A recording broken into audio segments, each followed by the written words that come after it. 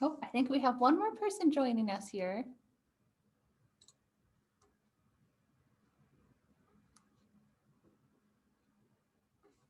Okay. Give them a minute here to connect.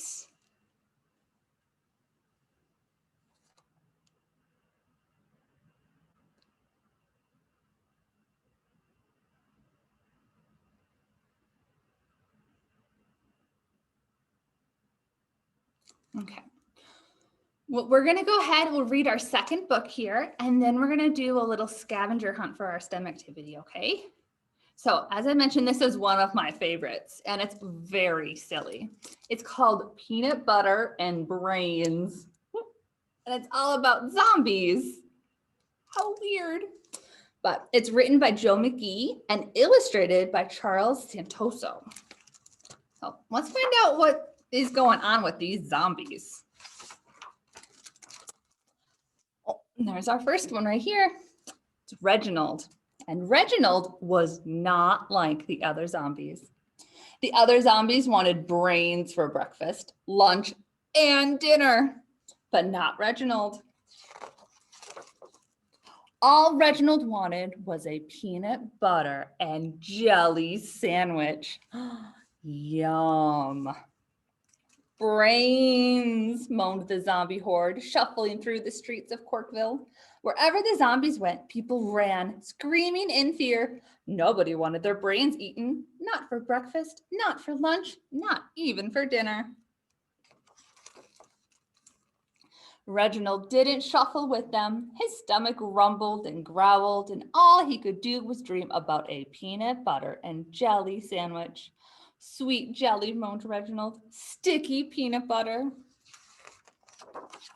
No brains? The other zombies asked. They're very confused why he wouldn't want brains. No brains, said Reginald. Peanut butter and jelly. The other zombies shook their heads. If you tried peanut butter and jelly, said Reginald, you'd never want brains again. But the zombies just shambled off. Reginald went to the corner cafe and tried to order a sandwich, but the man behind the counter shook his head and pointed to a sign. The sign says, no zombies allowed. Oh, well, that didn't work. Next, he tried the school cafeteria, but the lunch lady slapped a hunk of meatloaf on his tray instead. Ooh, that's not what Reginald wanted. It looked an awful like brains. Reginald even tried Oscar's grocery, but when Oscar rang up the loaf of bread, the peanut butter, and the strawberry jelly, Reginald couldn't pay. You see what's in his pockets? It's bugs. Ew, that's not gonna work. Sorry, said Oscar, paying customers only. Reginald left the store and his groceries behind. Oh, looks so sad. Across the street stood little Abigail Zink, the smartest girl in Corkville. She carried a lunch bag in her hand. Reginald recognized the familiar jelly stain that was seeping through the paper bag. Peanut butter and jelly, he moaned. Is he finally going to get a peanut butter and jelly sandwich?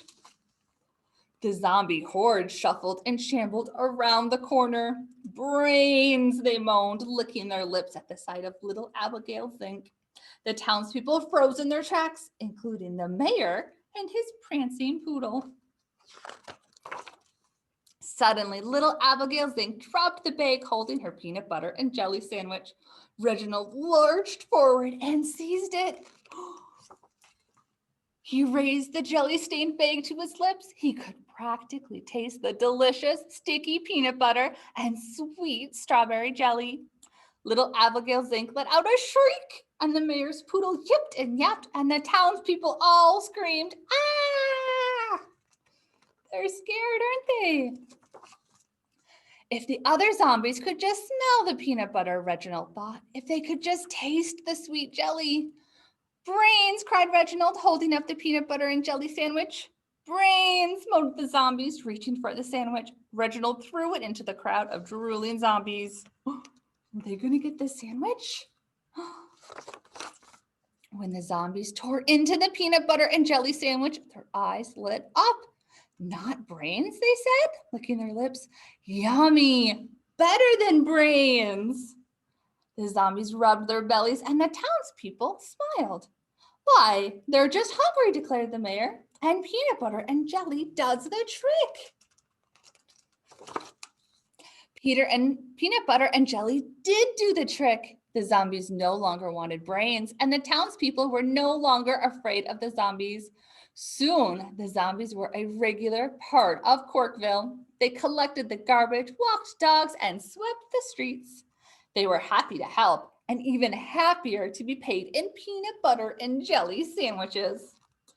But Reginald still wasn't like the other zombies, because while they were enjoying their peanut butter and jelly sandwiches, Reginald had moved on to pizza. I wonder if he'll ever get a slice of pizza. It was a really silly book, wasn't it? It's fun though.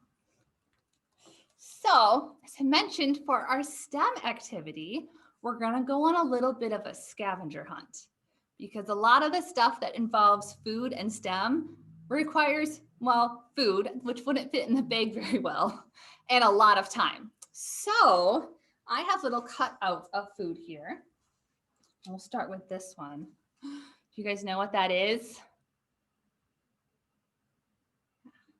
Did you guess strawberry? Yeah. Yeah, and what color is it? Red. It's red. Do you think you could look around your house and find something red? Think you could do it? No. Yeah, that's right, isn't it? Nice. It's yellow. Well, it's yellow and red. What about this one? Do you guys know what this is? What that is? Pumpkin. A pumpkin. I thought this would be a good one because I'm going to eat so much pumpkin pie later this week. It's one of my favorite foods. And what color is the pumpkin? Orange. Orange. Can you find something orange?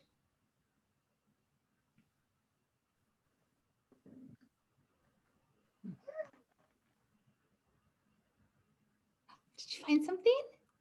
There you go. It's a good one. Okay. What about this? What's this? Banana. A banana. And how many are there? Should we count the bananas quick? 1, 2, 3, We 4. have 3 bananas on this here. So what color is the banana? Or yellow. Yellow. Can you find something yellow? There you go. Good job. Okay. Let's do 2 more. What about this? You know what that is? Blueberries. Yeah, blueberries works because it looks blue, doesn't it? On my side of the camera, they're purple. Can you think of something that would look like this that's purple? Grapes. Grapes, yeah. So can you guys find something that's either blue or purple?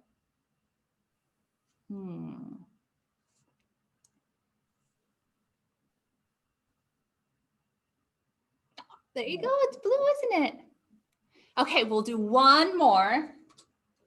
It's going to be a little tricky. Do you know what fruit this is?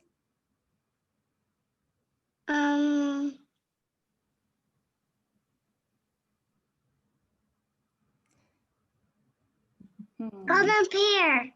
It's a pear, yeah. Good job. And what color is it? Green. Green. Can you find something green?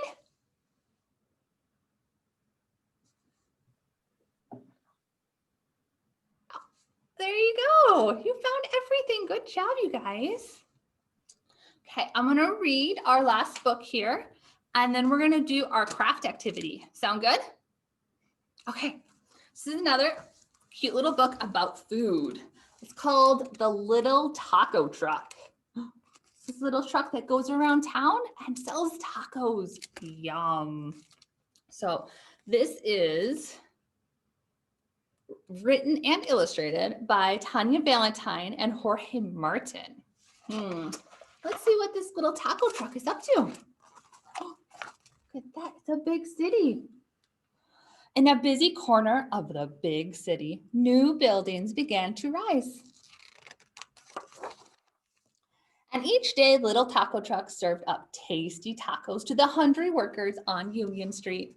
Look at that long line. But one day, when little taco truck arrived, he was surprised to see another truck parked in his spot. Hola, Miss Little taco truck tried to sound out the word on the side of the truck. Falafel, she said, smiling. Are you lost? He asked. Oh no, Miss Falafel said. I'm here to serve delicious falafel sandwiches. The smell of her fresh baked pita bread and crunchy chickpea fritters floated through the air. Little taco truck's engine grumbled, but he knew he should share his street. But what if people love falafel more than tacos, he wondered. He secretly hoped Miss Falafel would find a street of her own the next day. But the next day, Miss Falafel was parked in his space again, and she had brought friends. Little taco truck crept down the street looking for a place to park. Oh, now there's two other food trucks there. Get your gumbo, whooped Jumbo Gumbo. Gumbo, little taco truck shouted. Of course, Jumbo Gumbo said. Only a big truck like me can handle the big flavors of spicy Cajun seafood stew. Little taco truck's tires sagged. How will people even see a little truck like me next to all those big trucks, he worried. If you need a place to park, Jumbo Gumbo shouted, look behind Annie. The little taco truck inched up the street toward a brand new, bright yellow truck. Are you Annie? He asked. Annie's arepas, she said, sparkling in the sunlight. Everyone loves my warm cornbread sandwiches. Little taco truck sighed. What if no one notices me next to a shiny new truck like Annie? Good, he's so worried. Aww. The next day, even more food trucks lined Union Street. Little taco truck tried to squeeze into the last tiny space when... Bump! Oh no, he hit another truck. Ouch! A big pink truck shouted. I'm sorry, little taco truck said. The street is so crowded with falafel and gumbo and arepas and... Hello, gelato? He read on the side of the truck.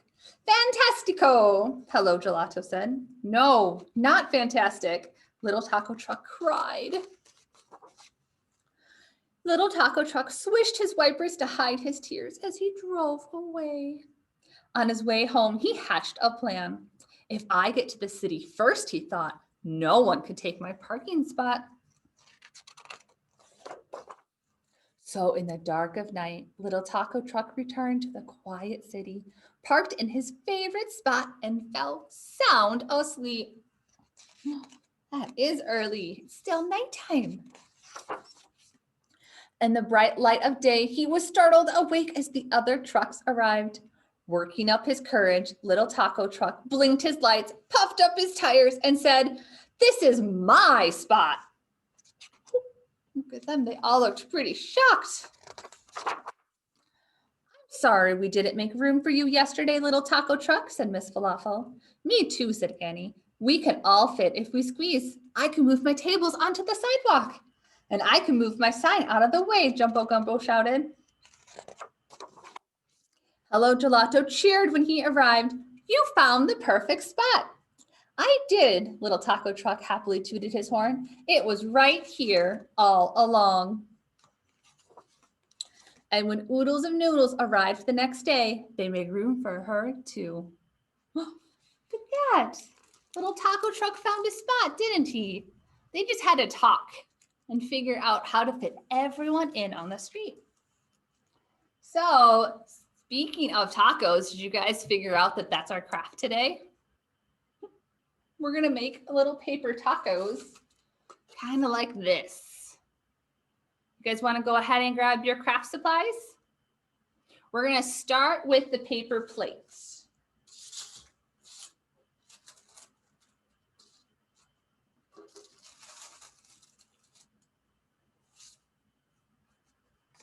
You got your paper plate? Okay. Now I think how we're going to do this is we'll have our plate. I think we're gonna glue everything first, and then on our last step, then I'll let you guys color it any way you want, okay? So the other thing we're gonna need on our taco is let's do our meat first. And the meat is gonna be the brown tissue paper. Okay. And this is the fun part, is you guys get to go ahead and rip it into slightly smaller pieces that we're gonna glue onto the plate, okay?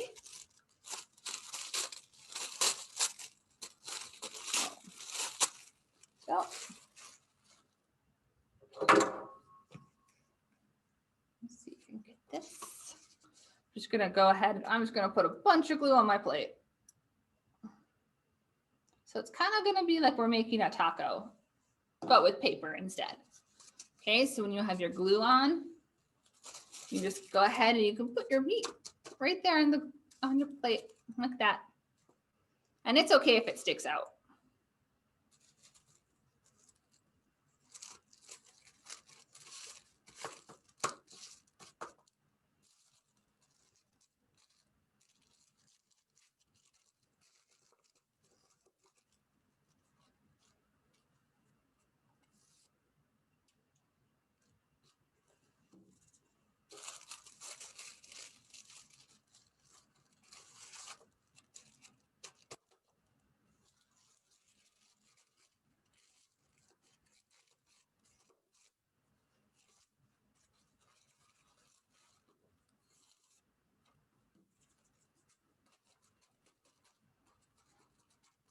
Okay, and when you guys are done, you can go ahead and show me your plate, okay?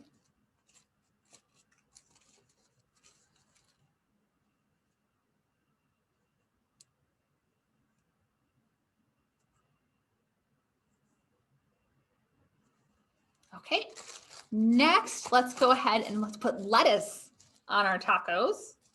So you guys wanna grab your green. You might have one or you might have two sheets, but it's about like this. Okay, it's a very light green. And we're gonna do the same thing. We're gonna rip it in pieces. Lots of fun.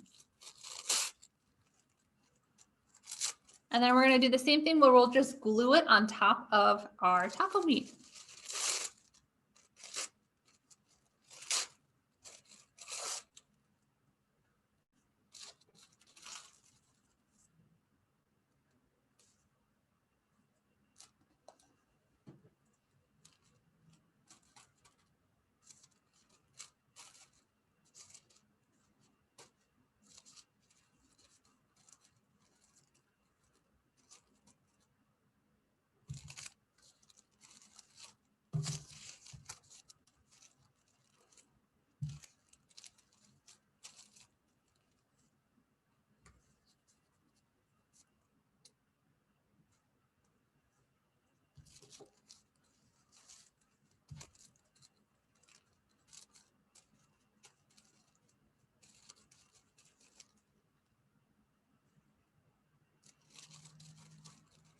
Okay, let me know when you have that part done.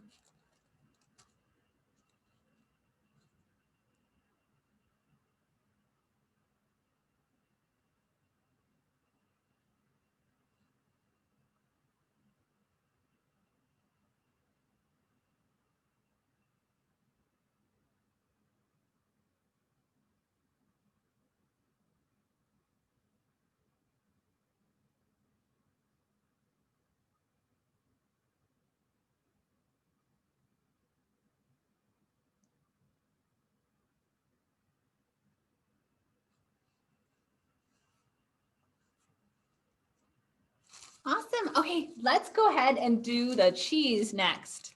So we're going to want our yellow tissue paper. Go ahead and tear that.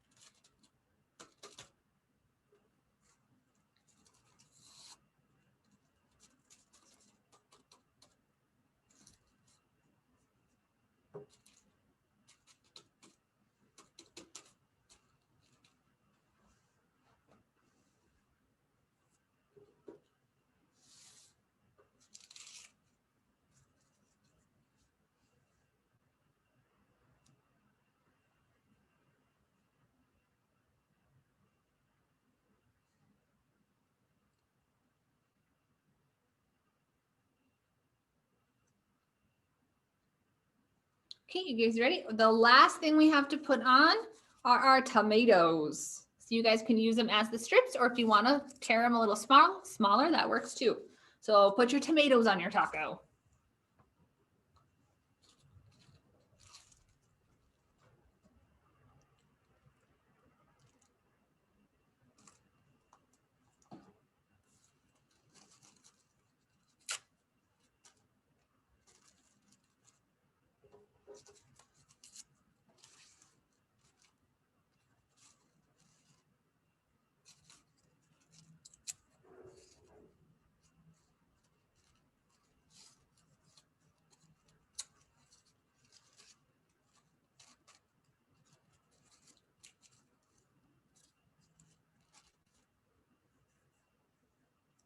Okay, well, one more step. You guys can let me know when you have your tomatoes all glued on.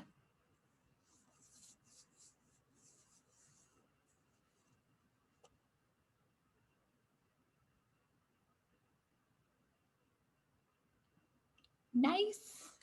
Okay, the next step is we're gonna put glue here in the middle of the taco. And then it's gonna be nice and messy. We're gonna fold it like this. We're gonna smush it. And then we have, well, in my case, a very full taco. You see that? So.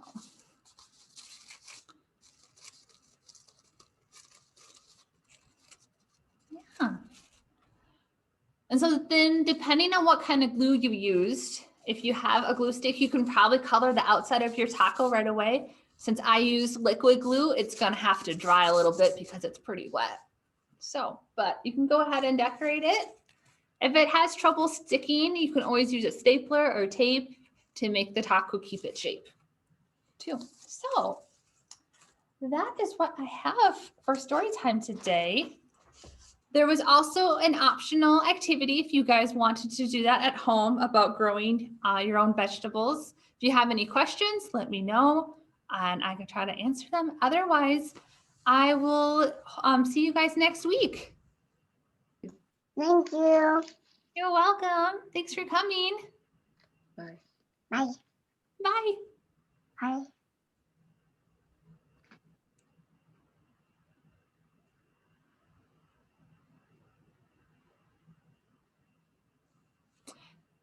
Thanks for joining us.